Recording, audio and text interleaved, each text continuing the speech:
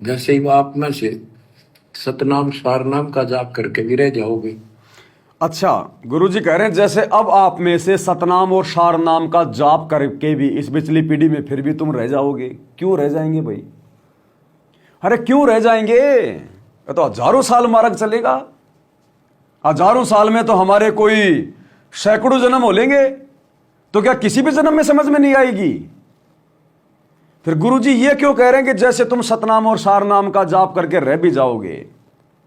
अरे जब सैकड़ों जन्म होंगे या हजारों साल तक गुरुजी का मार्ग चलेगा, आत्मा सतलोक जाएंगी गुरुजी के जाने के बाद भी, तो फिर गुरुजी ये क्यों कह रहे हैं भाई चलो इस जन्म में समझ में नहीं आई, अगले जन्म में आ जाएगी, उस जन्म में नहीं आई, उससे अगले में आ जाएगी। अभी तो हजारों साल मार्ग चलेगा, किसी न किसी में तो आ ही जाएगी। 100 जन्म कोई कम थोड़ी होते हैं। समझो गुरु के संकेतों को। गुरुदेव कह रहे हैं जैसे आप सतनाम और शार नाम का जाप करके भी रह जाओगे, अर्थात गुरुजी के रहते सहते जिसने मोक्ष प्राप्त कर लिया कर लिया। गुरुजी के रहते सहते जिसने दीक्षा ले ली और गुरुजी के जाने के बाद जो आजीवन मर्यादा में रहा वो पार हो सकता है। गुरुजी के सतलोक जाने के बाद चाहे दूसरे दिन किसी ने कंप्यूटर से नाम ले लिया, डीवीडी से नाम ले लिया, उसका मोक्ष नहीं है। और गुरुजी के सतलोक जाने से एक दिन पहले जिसने डीवीडी से नाम ले लिया और आजीवन यदि मर्यादा में रहा, कभी नामखंड नहीं किया, वो पार हो जाएगा। लेकिन गुरुजी के जाने के दूसरे दिन चाहे किसी ने नाम ले लिया और चाहे कितनी मर्यादा निभा ले, वो पार नहीं होगा। क्योंकि जो लेने आया था वो ही चला गया, तो लेके जाएगा कौन है? अरे जो लेने आया था जब वो ही चला गया तो जाओगे कैसे? किसके साथ जाओगे? किसके भरोसे जाओगे? अगर सतलोक में बैठकर ही गुरुजी ने पार करना होता तो गंदे लोक में आने की जरूरत क्या थी? ये काम तो सतलोक में बैठे बैठे भी परमात्मा वहीं से कर लेता, यहां आने की जरूरत क्या पड़ गई फिर? इसलिए भाई और बहनों, जो आज परमात्मा मेहनत कर रहे हैं ये उनके जाने के बाद कोई नहीं करेगा। ना तो हमारे जैसा कोई कुत्ता भौंकेगा दिन रात। आज गुरुजी धरती पे हैं इसलिए भौंक रहे हैं। और जो गुरुजी मेहनत आज कर रहे हैं, जेल में बैठ के भी सत्संग कर रहे हैं, हमें हिम्मत दे रहे हैं, कल को सतलोक जाने के बाद कोई नहीं करेगा इतना मेहनत, इतना संघर्ष है, कोई तुम्हें नहीं जगाएगा। तो गुरुजी ने आज पूरा का पूरा जोर लगा रखा है, अपने भक्तों से लगवा रखा है। ये सब इतना सब कुछ क्यों? ताकि हमारी आत्मा जागे और हम गुरुजी को परमात्मा मान के इसी जन्म में उनके रहते सहते सतलोक जाने का पूरा प्रोग्राम फिट कर लें। कि गुरुजी चाहे आज ही आ जाओ, उम्र मायने नहीं रखती कि मैं 20 साल का हूं, 30 साल का हूं या मैं 40 साल का हूं, मेरे बच्चे छोटे छोटे हैं। जिसको ज्ञान हो जाएगा उसको फिर ये चीजें दिखाई नहीं देंगी कि संभालने वाला मेरा बाप है, मेरा गुरु है। मैं कौन होता हूं परिवार को, बच्चों को संभालने वाला? कल को एक्सीडेंट में मरूंगा तब ये बच्चे कौन पालेगा? तो उम्र मायने नहीं रखती कि बूढ़ा होके मरेगा वही सतलोक में जाएगा। चाहे जवानी में मर जाओ, लेकिन आसान मौत, एक्सीडेंट में नहीं, जहर खा के नहीं, फांसी खा के नहीं, हॉस्पिटल में नहीं, नॉर्मली कि भैया सामने गुरुजी खड़े, मैं तो जा रहा हूं भाई जयबंदी छोड़ की, चाहे आपकी 30 साल की उम्र क्यों ना है। जीवन तो थोड़ा ही भला जय सत सुमरण होए, लाख बरस का जीवना लेखे धरे न कोई। आने वाले समय में इसी प्रकार से आत्माएं सतलोक जाएंगी। जो मिनी सतलोक से आत्मा आएंगी भक्तों के घरों में, तो किसी की 10 साल की भक्ति बाकी है, किसी की 20 साल की भक्ति बाकी है, कोई 20 साल में शरीर छोड़ के जाएगा, कोई 15 साल में शरीर छोड़ के जाएगा। उनको गुरुजी बुढ़ापे तक का इंतजार नहीं करवाएंगे, अपने रहते सहते उन आत्माओं को पार कर देंगे। तो इस कबीर भगवान की भक्ति में जरूरी नहीं है कि आप जी बूढ़े होंगे तो ही मरेंगे।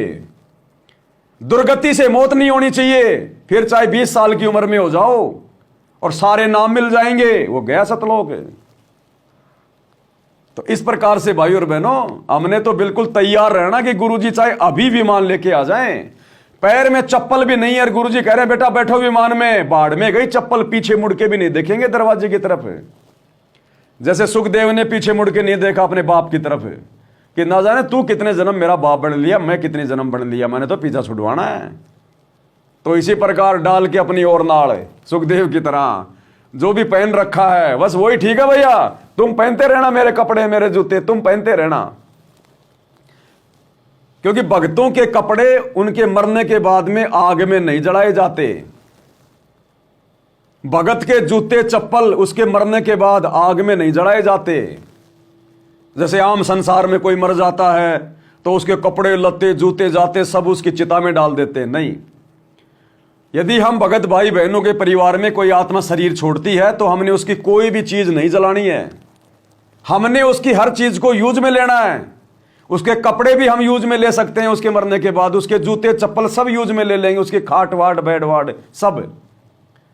क्योंकि भगत ना तो कोई बीमारी से मरेगा जो उसके कपड़ों के अंदर बैक्टीरिया घुसे हुए हैं, ना भगत कोई एक्सीडेंट में मरेगा जो उसके कपड़े फट गए उसके जूते फट गए।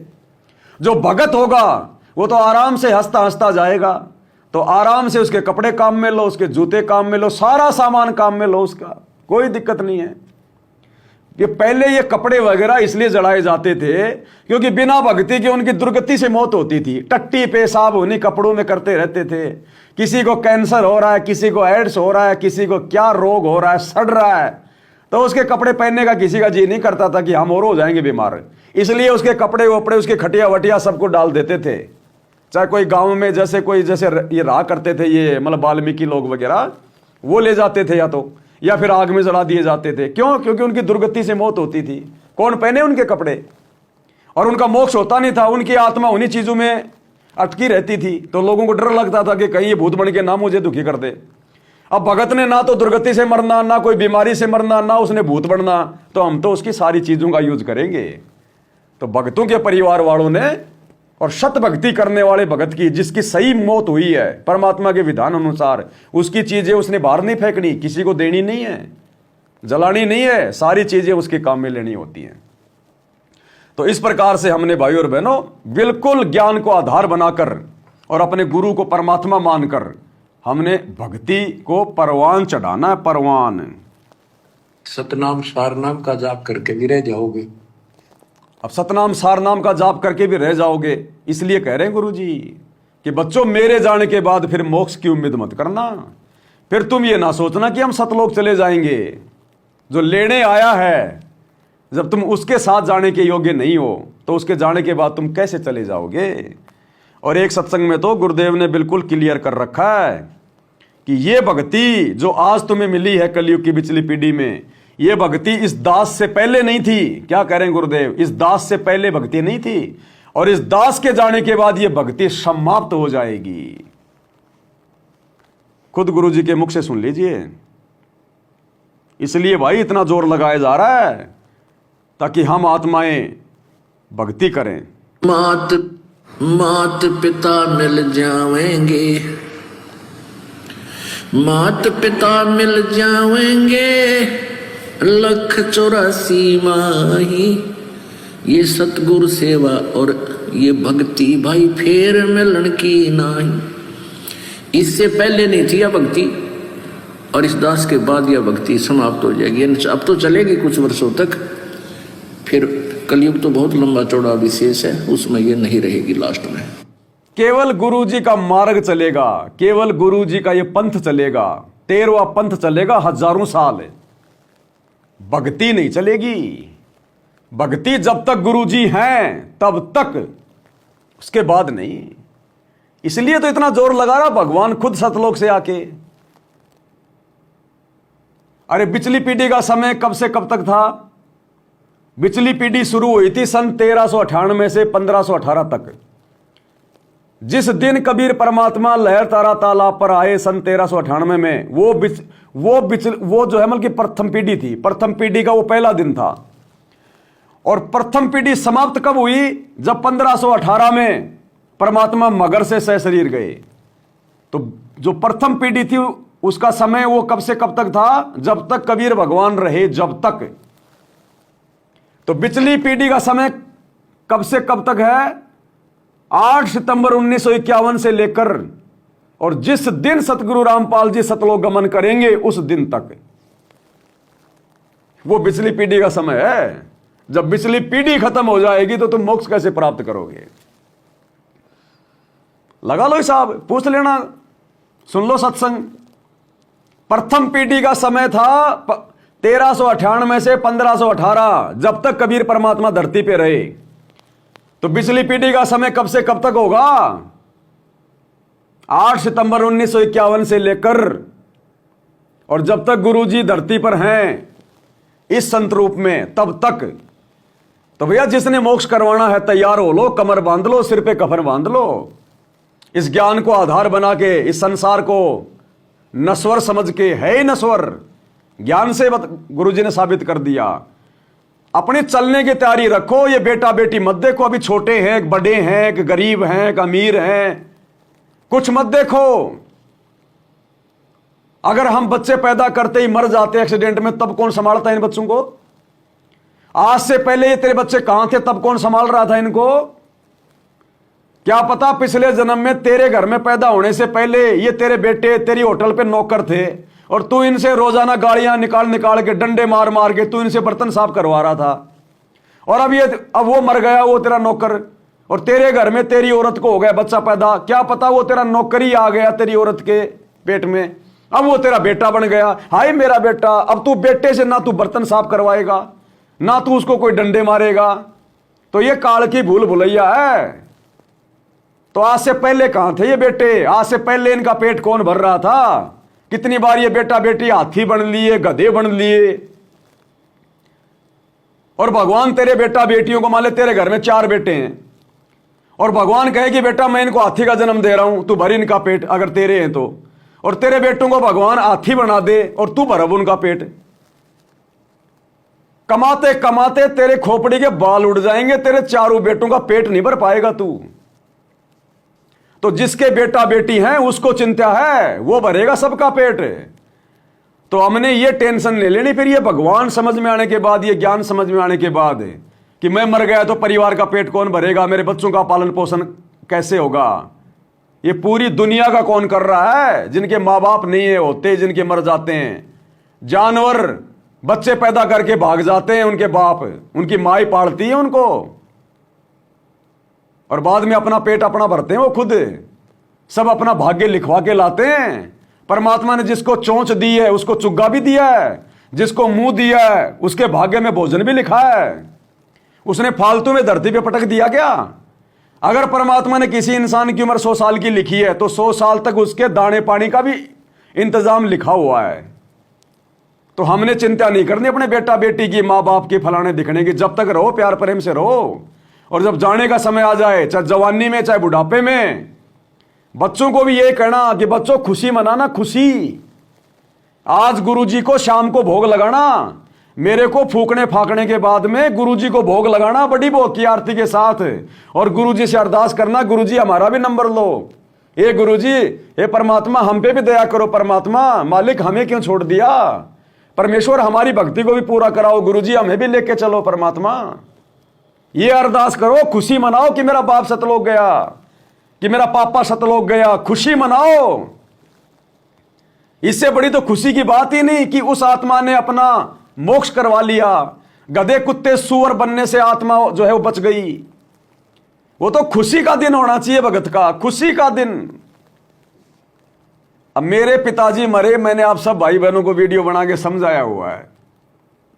अब आज से तकरीबन 4-5 साल पहले की बात है। दास उस समय उत्तराखंड में रहता था और दही बड़े का अपना टेम्पू लगाया करता था। तो परिवार में मैं, मेरी माँ, मेरा बाप, भगतमती और बच्चे सब मेरे साथ में रह रहे थे। अब मैं मैनेजमेंट के दबाव की वजह से मैं जगह जगह रहता था। उस समय मैं उत्तराखंड में था, गुप्त रूप में। जैसे महाराष्ट्र से नामदेव जी के ऊपर नकली संतों ने इतना दबाव बना दिया, बेचारा महाराष्ट्र को छोड़ के 15 साल तो रहा यहाँ पे हरिद्वार में, और लास्ट के 18 साल फिर उसने पंजाब में जाके गुपचुप में उसने अपने पूरे किए। अंत में बेचारा छुप के रहा था 20-25 साल तक। तो गुरुजी के जेल जाने के बाद ये नकली संत मेरे पीछे लग गए, गुरुजी के परिवार वाले, कोऑर्डिनेटर। तो दास ने छुप छुप के अपना टाइम पास किया। तो माता पिता को लेके मैं हरिद्वार चला गया। हरिद्वार रहा, फिर उत्तराखंड रहा, फिर हरियाणा में रहा, कई जगह रहा मैं। तो मेरे पिताजी की वहां पे मृत्यु का समय आ गया, अंत समय आ गया। मैं अपना दही बड़ा बेच रहा था टेम्पो पे। घर वालों ने फोन किया कि ऐसे ऐसे पापा जी तो भाई गए तो मुझको कहाँ गए, जाएगा कहाँ, भक्ति पूरी हो गई तो सतलोक जाएगा, नहीं पूरी हुई तो घूम फिर के परमात्मा यहीं पे मनुष्य जन्म देगा। गया कहाँ? गया कहीं नहीं है। और घर वालों को दास ने पहले कह दिया था रोना धोना नहीं है। अपन दूसरों को शिक्षा दे रहे हैं लाइव आके, और अपन अगर रोना धोना करेंगे, दुख मनाएंगे, तो फिर क्या होगा? फिर गुरुजी नाराज नहीं होंगे? अब इतनी सारी बातें सुन के, इतना सत्संग सुन के मालिक के बच्चे तो दृढ़ हो ही रहे। तो मेरे को ऐसे बोले बिल्कुल आराम से, जैसे किसी का जन्म हो गया हो। बोले भगत जी पापा जी गए, मौका आया मौका भी मैं कहा छोटे वाले को भेज। तो छोटे वाले लड़के को भेजा उसने। मैंने कहा तू संभाल दही बड़े, तू भेज, मैं जा रहा हूं पापा जी को ठोर ठिकाने लगाने। तो मैं आ गया। अब आया तो भाई और बताएं किसको, किराए के मकान में रहता, मैं किसी आड़ोसी पाड़ोसी से बोलता नहीं, कोई हमारा कोई प्यार प्रेम नहीं। मैंने कहा इसको लेके कैसे जाए, आदमी भी चार पूरे नहीं है। तो मैं था, मेरा बड़े वाला लड़का था, और एक उत्तराखंड का कोई भगत था। तो मैंने कहा एक काम करो, तुम इनको लपेटो सपेटो और मैं लाता हूं पिकअप। तो मैं गया, पिकअप गाड़ी लेके आया, 1400 रुपये में मैंने गाड़ी करी। गाड़ी में लाके पापा जी को खाट पे डाल के ऐसे कि ऐसे पिकअप में पीछे रख दिया, खाली 3 आदमी हम, और हम उसको ऋषिकेश ले गए। अब हमारा कौन सा शमशान घाट, हम तो किराए पे रह रहे थे। अब ऋषिकेश ले गए। ऋषिकेश में भाई साहब 5 क्विंटल ली हमने लकड़ियां 3500 रुपये में, और चिता वता तैयार कर दी। एक आदमी ने 500 रुपये लिए, वो रहता वहां पर, उसको कहते हैं महाकाल। तो मैंने कहा इनकी चिता कौन बनाएगा, मैंने तो आती ही बनानी। बोले महाकाल बनाएगा। मैं यार ये अक्सर पुरुष कब से लोगों की चिता बनाने लग गया। बोला एक आदमी है वो काले कपड़े पहनता, उसको कहते हैं महाकाल, वो 500 रुपये लेता, उसका काम यही है। अच्छा अच्छा। तो महाकाल को देखा तो महाकाल और चिता बना रहा था। मैंने जी हमारी बढ़ाओ। बोला जी अभी 2 मिनट में बनाए, मेरा तो काम ही है। तो महाकाल को 500 रुपये दिए, और तब तक हमारे पापा जी को ऊपर खाट के ऊपर ऋषिकेश में जहां लोग आ रहे थे, जा रहे थे, घूम रहे थे, देख रहे थे, हमने उन पे गुदर वादर डाल के खाटवा डाल रखी। लोगों को पता ही नहीं ये लाश पड़ी है, और लोग आ रहे जा रहे, घूम रहे फिर रहे। कोई खाट पे बैठ जाता, बैठे रहो मगो शांति से, कोई दिक्कत नहीं, आज नहीं तो तुम्हें कल बैठना पड़ेगा खाट पे। तो महाकाल ने चितावता तैयार कर दी, हम बैठे रहे आराम से। मैं कहा 500 रुपये किस चीज के ले रहा है?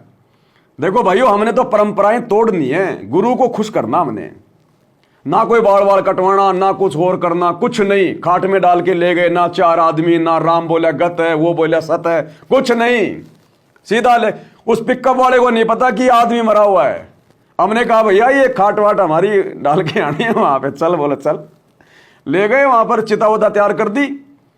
हम हमारे पापा जी को ऊपर से उठा कर नीचे ले आए, वो उसमें गंगा नदिया में, क्योंकि वो वहां पे नदी का थोड़ा हिस्सा था, उसमें वो सारी दिन में वहां पे लाशें चढ़ाते, रात को उधर से पानी छोड़ देते, तो रात को बह के वो गंदगी सारी फिर हरिद्वार में आ जाती। वहां लोग नहा धो के अपना मोक्ष समझते। फिर तो ऋषिकेश में वो तैयार हो गई सारी चिता विता।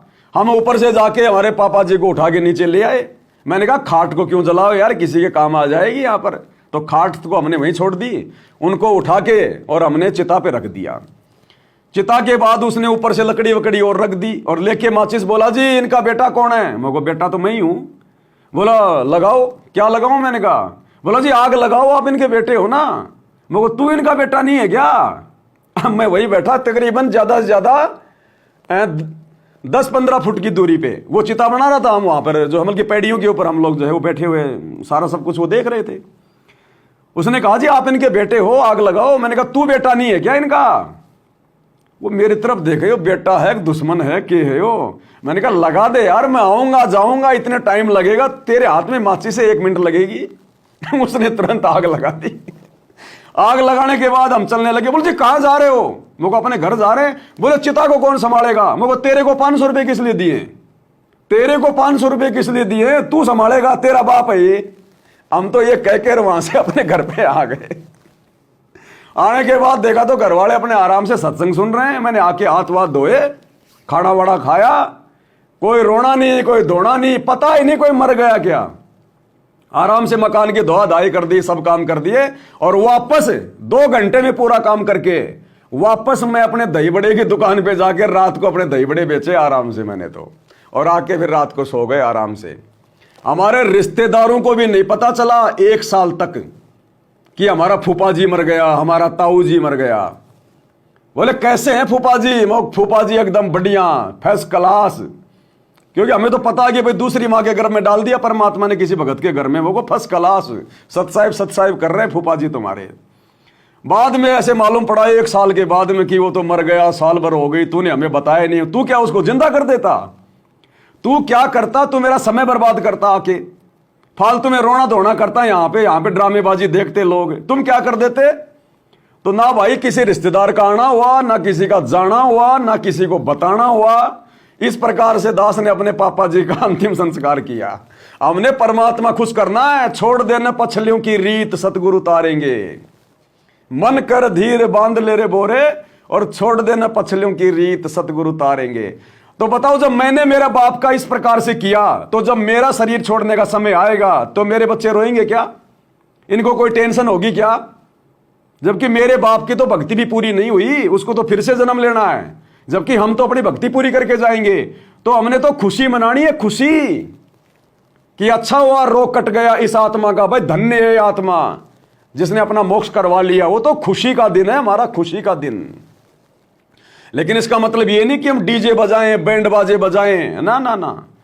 खुशी केवल इतनी मनानी है कि इस आत्मा ने अपना कल्याण करवा लिया। भाई बहुत अच्छा हुआ, इसका शरीर छूट गया, भाई इसके धन्य भाग। रोना धोना नहीं, चिंता नहीं करनी, टेंशन नहीं करनी। तो वो जाने वाला भी आराम से जाएगा, उसको भी कोई चिंता नहीं होगी। और जिसके घर वाले रोने लग जाएं, आंखों में आंसू निकालने, फिर हमारा क्या होगा, आप तो मर रहे हो, ये तो वो भी फिर वहीं गधा बन के आ जाएगा। उसको भी फिर वही टेंशन रहेगी अंतिम समय में। तो मरने वाले भगत को भी भगतों ने हिम्मत देनी है कि भगत जी तेरा तो बहुत बढ़िया, तेरा तो सौभाग्य, भगवान करे तेरी जगह मेरा नंबर आ जाए आज। भगत जी, अरे तू तो जन्म जन्म का रोग काट के जा रहा है, तू तो आनंद करेगा यार, तू तो मौज मस्ती करेगा। गुरुजी जो बताते हैं, हम रह गए, हमारा नंबर कब आएगा, तू चल, हम भी आए जल्दी गुरुजी से प्रार्थना करके। तो जाने वाले की भी हिम्मत बढ़ेगी और उसको पीछे टेंशन नहीं रहेगी। तो इस प्रकार भक्तों ने अंतिम समय में अपने परिवार वालों के साथ में व्यवहार करना है, नहीं तो बात बिगड़ जाएगी। तो गुरुजी कह रहे हैं, मान लो तुम रह गए, तुम्हें सतनाम भी मिल गया, सार नाम भी मिल गया, और तुम रह गए, सतलोक नहीं जा पाए। तो क्यों कह रहे हैं गुरुजी? इसलिए कह रहे हैं क्योंकि गुरुजी के शरीर में रहते सहते जिसने दीक्षा ले ली और गुरुजी के जाने के बाद यदि अंतिम समय तक मर्यादा में रहा, एक बार भी अगर नामखंड नहीं किया, वो आत्मा सतलोक जाने की अधिकारी होगी। अन्यथा गुरुजी के जाने के दूसरे दिन नाम ले लेना, तुम कितना ही कुछ कर लेना, मोक्ष नहीं है। भक्ति करो, भक्ति धन जमा करो, शुभ कर्म करो और बार बार मनुष्य जन्म प्राप्त करो, सतयुग जैसे समय का आनंद उठाओ। क्योंकि उस समय तो इतना सुख हो जाएगा, इतना सुख हो जाएगा धरती पे, सतयुग जैसा माहौल होगा हजारों साल। और गुरुजी क्या कहते हैं, सुख के माथे पत्थर पड़ो जो नाम हृदय से जाए। आज ये थोड़ी बहुत भक्ति जो हम कर रहे हैं ना, इन दुखों के कारण कर रहे हैं। अगर आज सुख हो जाते, ये परमात्मा तो आज भी धरती को सुखी कर दे 1 मिनट में, लेकिन क्यों नहीं कर रहा? क्योंकि हम भगत बिगड़ जाएंगे। हम भक्ति नहीं करेंगे, फिर ड्रामेबाजी करेंगे, वो भाव नहीं बनेंगे हमारे। तो गुरुजी के जाने के बाद तो धरती पे सतयुग जैसा माहौल होगा, भगत ही भगत होंगे, कोई दुख होगा ही नहीं। और भाई फिर सुख में भक्ति नहीं होती, फिर तो बकवादे होंगी, वो भाव नहीं बनेंगे फिर गुरुजी के प्रति।